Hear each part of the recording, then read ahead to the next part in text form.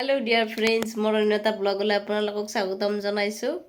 আজি মই ভাল পোৱা পাৰ মাংস আৰু কলফুলৰ এটা ব্যঞ্জন আপোনালোকক দেখুৱাম বুলি ভাবিছোঁ। মোৰ নিজৰ ষ্টাইলত কেনেকৈ বনাওঁ আপোনালোকক দেখুৱাম, চাই থাকিব। আৰু এটা যিসকলে মোৰ ভিডিঅ' নতুনকৈ চাই আছে তেওঁলোকক অনুৰোধ কৰিছোঁ, প্লিজ লাইক কৰিব, শ্বেয়াৰ কৰিব, কমেণ্ট কৰিব আৰু ছাবস্ক্ৰাইব কৰি দিব। এই ভিডিঅ'টোৰ জৰিয়তে আজি মোৰ দাদাৰ বাৰ্থডে, দাদাকো মই জন্মদিনৰ হিয়া ভৰা শুভেচ্ছা জনাইছোঁ। সি যাতে জীৱনটোত হাঁহি ফূৰ্তিৰে আনন্দৰে জীৱনটো পাৰ কৰিব পাৰে সেয়াই কামনা কৰিছোঁ ঈশ্বৰৰ ওচৰত। কৃষ্ণ। যিসকল ছোৱালী বা মহিলাই কলফুল কাটিলে হাতত দাগ লাগিব বুলি ভাবে তেওঁলোকক মই এটা পৰামৰ্শ দিব পাৰোঁ। কলফুল কটাৰ আগত আপোনালোকে এনেকৈ মিঠাতেল অকণমান হাতত সানি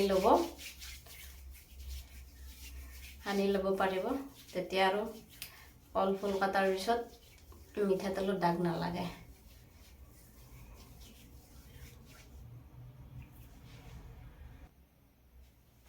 ইয়াত দেখিছে মই একেবাৰে কলফুলটো সৰু চাইজৰ লৈছোঁ।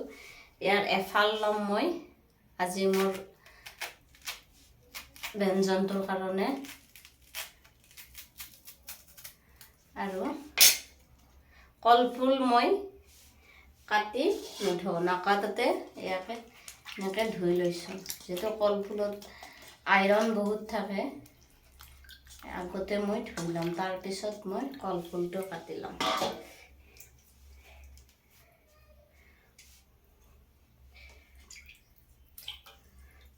কলফুল আপোনালোকে কেনেকৈ কাটে? আমি যেতিয়া মাৰ হাতৰ পৰা শিকিছিলোঁ, কলফুল এনেকৈ লৈ ধুনীয়াকৈ কাটি লৈ এনেকৈ কাটিলে ধুনীয়া খিচখিচিয়া হয়।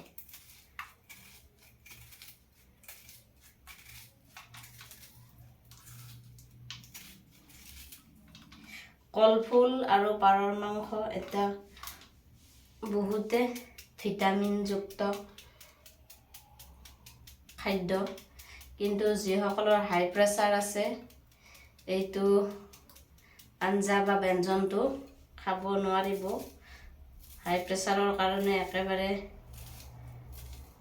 বিপদজনক, কিন্তু ল' প্ৰেছাৰ আমাৰ নিচিনা মানুহৰ কাৰণে আকৌ হাই প্ৰটিন। তেতিয়াহ'লে মই এতিয়া কলফুলখিনি কাটি লওঁ। এনেকৈ কাটিব কলফুল ধুনীয়াকৈ, একো কষ্ট নাই আৰু হাতেৰে মছাৰিয়ে থাকিব নালাগে।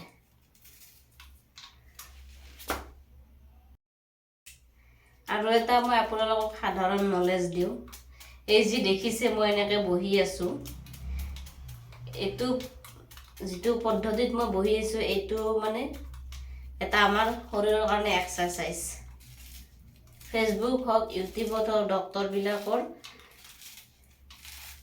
প্ৰায় ইণ্টাৰভিউবিলাকত দেখোঁ এইদৰে বহিলে বহুখিনি মানে মহিলাৰ যিবিলাক প্ৰব্লেম আছে তাৰ পৰা হাত সাৰিব পাৰি আৰু নিজৰ পেটটো অকণমান কমাব পাৰি। আৰু মোৰ এনেকুৱা এটা অনুভৱ হয়, ভৰিৰ অকণমান জোৰ বাঢ়ে, হেল্ডি হয় আমাৰ ভৰিবিলাক। আপোনালোকেও চব্জি তব্জি কাটোতে অকণমান এনেকৈ বহিবৰ কাৰণে চেষ্টা কৰিবচোন। আগতে মোক টুলখন লাগিব, প্লাষ্টিক টুলখন লাগিবই। এতিয়া অকণমান অভ্যাস কৰিছোঁ আৰু নিজক হেল্ডি আৰু য়ং কৰি ৰাখিবৰ কাৰণে।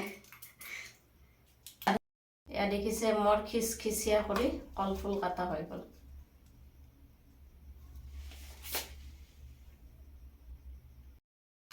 মোৰ কলফুল কাটা হৈ গ'ল, হাতো ধুই ল'লোঁ, দেখিছে এটাও দাগ নাই। এনেও বাৰু আমাৰ হাত ইমান মোলায়ম নহয়, কুমলীয়া নহয়, যিহেতু ডিউটিত কেইবাজি ডেটল মাৰিব লাগে হিচাপ নাই। ডেটল, চেনিটাইজাৰ ৰুমতো আছে, বাচন ধোৱা, কাপোৰ ধোৱা, তথাপিও মিঠাতেল লোৱা প্ৰচেছটোৰ কাৰণে আপোনালোকক অলপমান দেখুৱাই দিলোঁ আৰু আইডিয়া দিছোঁ আপোনালোকক। এয়া শুকান জ্বলা মই এনেকৈ গৰম পানীত সিজাই লৈ ৰসখিনি চেকনিত চেকি এনেকৈ উলিয়াই লৈছোঁ। কিছুমান ঘৰৰ মানুহ কিছুমান এনেকুৱা আছে যে আঞ্জাখনত গুটি গুটি হ'লে বহুত বেয়া পায়, কিন্তু কালাৰটোও লাগে। সেইকাৰণে শুকান জলকীয়াটো আপোনালোকে পিচি পেলাই এনেকৈ চেকনিত ৰসটো উলিয়াই ল'ব পাৰে, য'ত শুকান জলকীয়াৰ বাকলিটো আপোনাৰ আঞ্জাত নাপায় আৰু গুটিটোও নাযায়। শুকান জলকীয়াৰ বাকলিটো আমাৰ দেহৰ কাৰণে একেবাৰে অনুপযোগী। সেইটো কাৰণে ইয়াক ছাইড কৰি আপুনি এনেদৰে উলিয়াই পেলাব পাৰে। এতিয়া দেখিছে মোৰ শুকান জলকীয়াৰ ৰস ৰেডি। ইয়াত এটা গুটি নাই, অকণো বাকলি নাই। মাংসখিনিত মই অকণমান ধনিয়া পাউডাৰ দি দিম।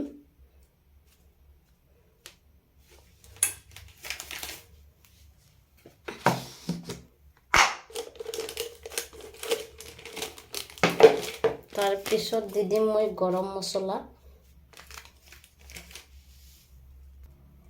অকণমান মিট মছলা দি লৈছোঁ। অলপ অলপ দিছোঁ, বেছি দিয়া নাই। মছলাটো একেবাৰে ভাল নাপাওঁ। তাৰপিছত দি দিলোঁ অকণমান জিৰা,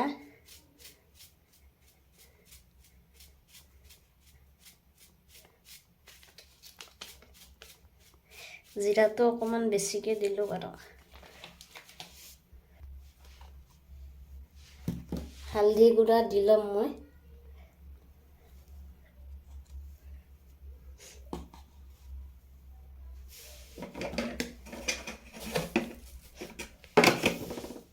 নিমখ অকণমান দি ল'লোঁ।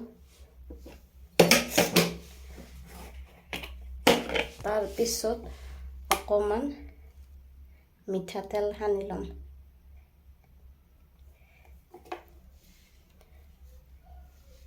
এতিয়া গোটেই যোগাৰখিনি দেখাই দিম আপোনালোকক। প্ৰথমতে দেখিলে কি কি মছলা দিলোঁ। পিঁয়াজ লৈছোঁ, জলকীয়া, কেঁচা জলকীয়া অকণমান মই লগত লৈ লৈছোঁ, জালুক, লং, ইলাইচি, আদা নহৰু পেষ্ট, শুকান জলকীয়াৰ ৰস, বইল আলু আৰু কলফুল। আজিৰ ব্যঞ্জনটোৰ স্পেচিয়েল কলফুল। মাংসখিনি সানি ল'লোঁ, মছলাখিনি দেখিছে। মই কেৰাহী উঠাই দিলোঁ, গৰম হ'ব দিছোঁ।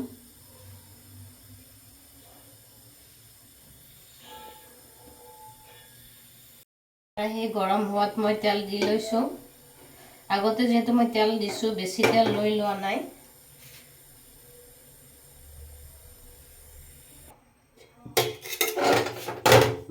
এতিয়া মই পিঁয়াজখিনি দি ল'ম।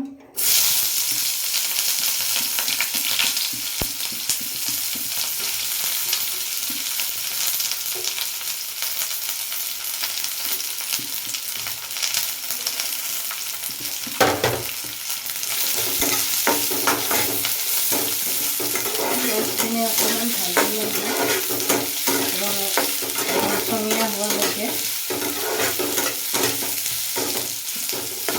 লগত কেঁচা জ্বলা দুটা দি লৈছোঁ।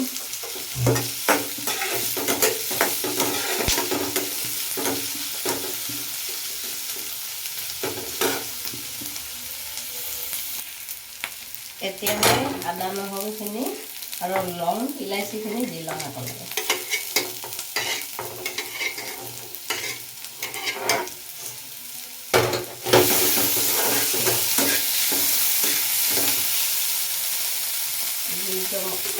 জুই অকণমান কমাই ৰাখিছোঁ, নহ'লে পটককৈ জ্বলি যাব। কেৰাহীটো অকণমান পাতল টাইপৰ, পটককৈ বস্তু জ্বলি যায়।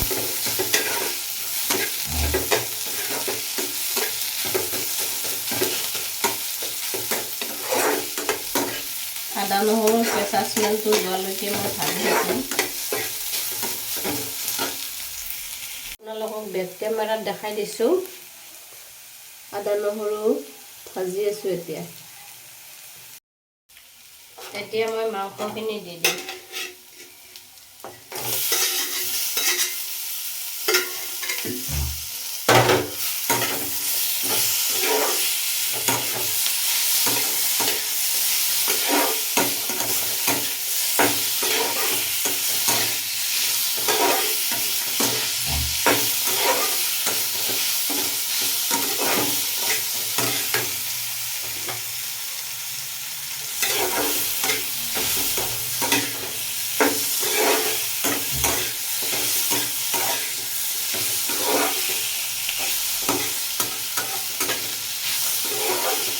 এনেকৈ মই লাৰি লাৰি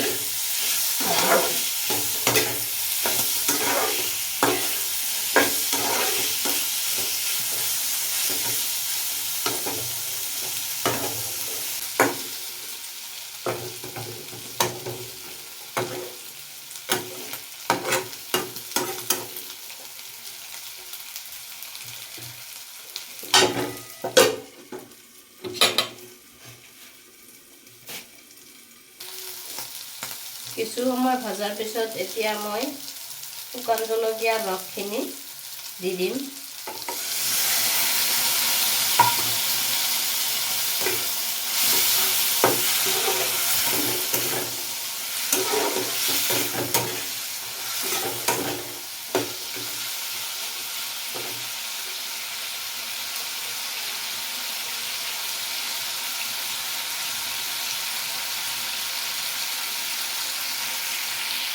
মই বেক কেমেৰাত দেখাই দিছোঁ, দেখিলে কি সুন্দৰ কালাৰ হৈছে।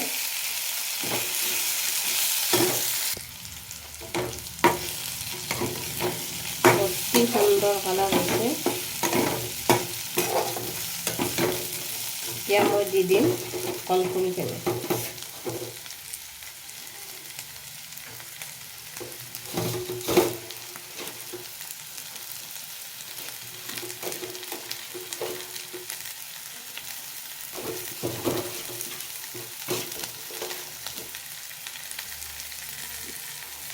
ফুলখিনিও মই এনেকৈ ল' ফ্লেমত ভাজি থাকিম। দেখিছে কি সুন্দৰ কালাৰ এটা হৈছে।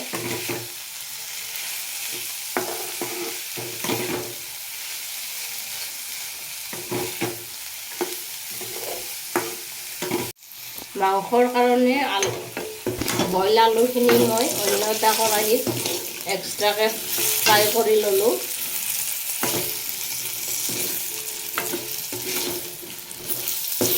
নহ'লে অকণমান কালাৰ আহিবৰ কাৰণে আলুখিনি এক্সট্ৰাকৈ ভাজি লৈছোঁ।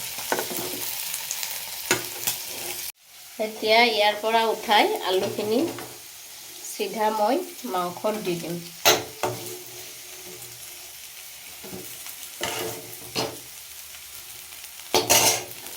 অকণমান দুটা একেলগে ভাজি লওঁ।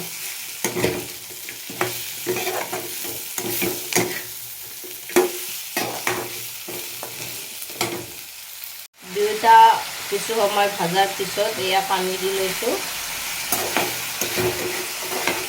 এতিয়া অকণমান টাইম মই এনেকৈ পানী দিয়াৰ পিছত ঢাকনি দি সিজিব দিম।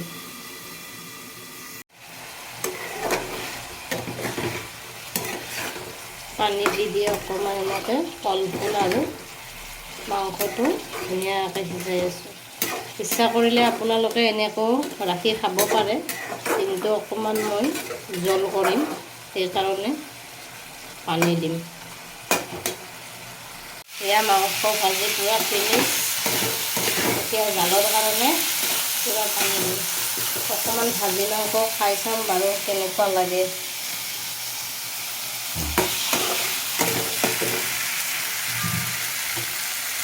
এতিয়া মই পূৰা পানী দি দিম।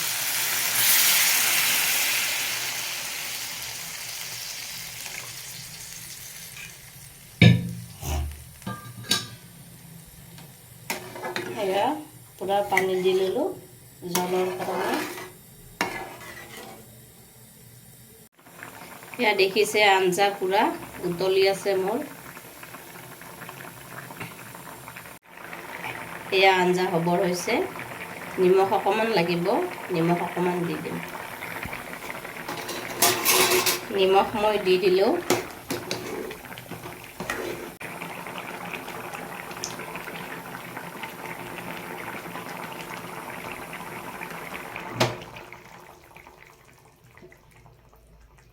বন্ধ কৰি দিলোঁ। এয়া মোৰ ভাত আঞ্জা পূৰা ৰেডি। এতিয়া খাই ল'ম।